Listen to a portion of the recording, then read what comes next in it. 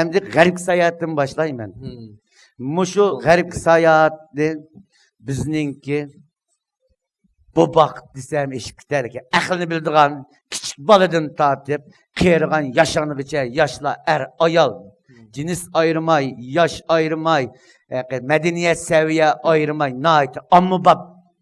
Mush 4 klassik edebiyatning ichidagi eng ommabop, eng qiziqarli klassik adabiy asarning birisi deb qarayman. Mushu bo'lgan Sunukun to'g'riliq bize so'zlab o'tay. Sunukunning jahonkezdilik hayati degan temini qo'yay buningga.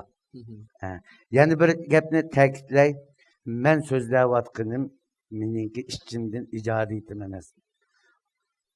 Liang Hongda deb bir professor, bir ustoz var.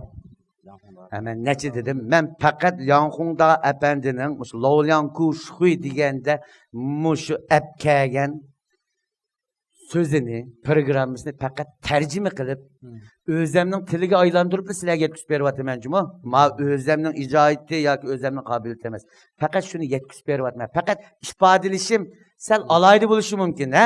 Hamda o'zimizga bilsak, g'arbga sayohat, Sunukunning jahonkezdilik hayoti.